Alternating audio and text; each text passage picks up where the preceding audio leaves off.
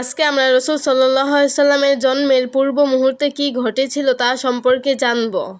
আসসালামু আলাইকুম রহমতুল্লাহ। সবাই আমার চ্যানেলটা সাবস্ক্রাইব করে আমার পাশে থাকবেন।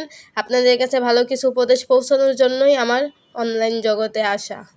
গর্ভ অবস্থায় তিনি যখন একাকী গৃহে শায়িত থাকতেন, তখন জাগ্রত অবস্থায় তিনি হঠাৎ এইরূপ আওয়াজ শুনতেন যে, হে জগতের শ্রেষ্ঠ জননী, হে মহানবীর জননী, সালাম গ্রহণ করুন। বিবি আমেনা গর্ভ হওয়ার পর আল্লাহ পাক তার পবিত্র অঙ্গে এমন এক খুশবু প্রদান করেছিলেন যে সব সময় তার অঙ্গ হতে সুঘ্রাণ বের হতো। তিনি আরেক দিন স্বপ্নে দেখলেন এক বুজুর্গ পুরুষ তাকে বললেন, হে আমেনা, তোমার গর্ভে যে সন্তান অবস্থান করতেছে তিনি হবেন রসুলগণের সর্দার, সারা দুনিয়ার রহমত স্বরূপ। ভূমিষ্ঠ হওয়ার পর তুমি তার নাম রাখিও মুহাম্মদ। বিবি আমেনা বলেন, আমার গর্ভকালীন সময় এমন আশ্চর্যজনক স্বপ্ন দেখে বুঝতে পারলাম যে আমার সন্তানের জন্মের ফলে ভবিষ্যতে সারা দুনিয়ার একটা বিরাট পরিবর্তন হবে। বিবাহের 12 মাস পরে আবদুল্লাহ ব্যবসার উপলক্ষে সিরিয়া গমন করার সিদ্ধান্ত নিলেন। ওই সময় বিবি আমেনা ছিলেন 6 মাসের অন্তঃসত্ত্বা। আবদুল্লাহ আমেনার কাছ হতে বিদায় নিয়ে সিরিয়ায় রওনা হলেন। কে জানতো যে আবদুল্লাহ আমেনার কাছ হতে চির বিদায় হয়ে যাইতেছেন। আবদুল্লাহ কয়েকদিন ব্যবসার কাজ শেষ করে আসার সময় মদিনায় ইয়াসরিবে তার মামার বাড়ি উঠেছিলেন। সেখানে তিনি ভীষণ জ্বরে আক্রান্ত হলেন। এই ইয়াসরিবেই ছিল তার শ্বশুর ওয়াহাবের বাড়ি, তাই তার মামা এবং শ্বশুর তার চিকিৎসায় কোনো ত্রুটি করলেন না, ঠিক মতো চিকিৎসা করালেন। আবদুল্লাহর অসুস্থতার সংবাদ শুনে আব্দুল মুত্তালিব ও বিবি আমেনা চিন্তায় অস্থির হয়ে আবদুল্লাহর বড় ভাই হারিসকে মদিনায় পাঠিয়ে দিলেন।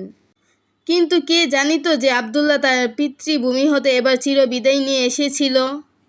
মামার গৃহেই তিনি ইন্তেকাল করেন। ইন্না লিল্লাহি ওয়া ইন্না ইলাইহি রাজিউন।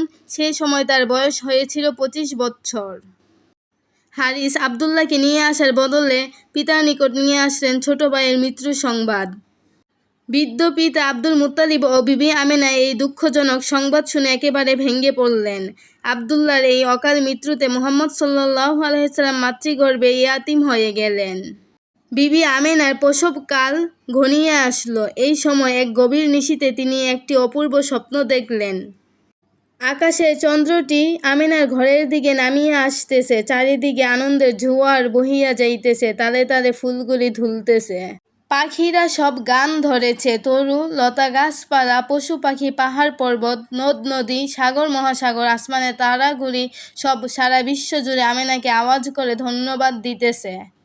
ধন্য আমেনা বিবি, ধন্য তোমার আগমন এই ধরায়, তোমার ওই উদরে পয়দা নবী মুস্তফা। তুমি সার্থক নারী, তুমি সার্থক জননী, আমরা সকলেই তোমাকে শ্রদ্ধার সাথে সালাম করি।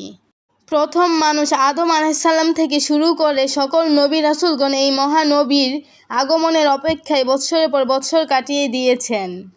মুসা আলাইহিসসালাম এর তাওরাতে এই মহানবীর শরীরের গঠন, রূপ, রং, আচার আচরণ এমনভাবে লেখা হয়েছে যে ইহুদি আলেম সে বর্ণনা একবার পড়েছে সে এই শিশুকে দেখার জন্য ব্যাকুল হয়েছে।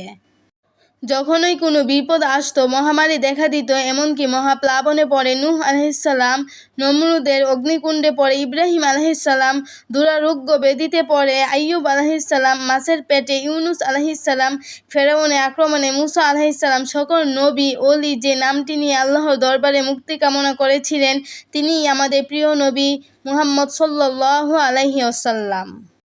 নাসারাগণ সে মহান শিশুকে পাওয়ার জন্য ঈসা আলাইহিসসালামের কাছে তার নাম জিজ্ঞাসা করলে তিনি বললেন তার নাম হচ্ছে মুহাম্মদ সাল্লাল্লাহু আলাইহি ওয়াসাল্লাম। আরব অনারব সবাই এখন অপেক্ষার প্রহর গুনছে, কবে আসবেন মুহাম্মদ সাল্লাল্লাহু আলাইহি ওয়াসাল্লাম।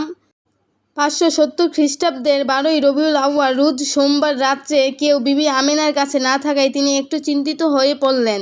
তার একটু তন্দ্রা আসলো। তিনি দেখলেন হঠাৎ তার গৃহ উজ্জ্বল হয়ে গেল। কেউ তাকে পাখা দ্বারা বাতাস করতেছে, কেউ তার জন্য পানি আনতেছে, কেউ তার জন্য শরবত বানিয়ে দিচ্ছে। তাদের পরিচয় দিয়ে এক একজন বললেন, আমি ইব্রাহিম আলাইহিসসালামের স্ত্রী বিবি হাজেরা। আরেকজন বললেন, আমি ফেরাউনের স্ত্রী বিবি আসিয়া। আরেকজন বললেন, আমি ঈসা আলাইহিসসালামের মাতা বিবি মরিয়ম। এইসব মহিষী পূর্ণবতী মহিলাগণ বললেন, হে ভাগ্যবতী আমেনা, আপনার চিন্তার কোনো কারণ নেই, আমরা আপনার পরিচর্যার জন্য এসেছি। ক্রমেই রাতের আঁধার দূর হয়ে ভোরের আলো ফুটে উঠেছে। চারিদিকে শুধু আনন্দের ঢেউ বয়ে যেতেছে। ফজরের সময় আমিনার ঘর হতে হঠাৎ বেহেশতি নূরে আলোকিত হয়ে গেল। চারিদিকে কেবল ভেসে আসছে সালামের আওয়াজ। বেহেশতি সুরে কাহারা যেন বলিতেছে, আসসালামু আলাইকুম, সালামুন ইয়া হাবিবুল্লাহ, আলাইকুম দুরুদ ও সালাম তুমাইয়া রাসূলুল্লাহ।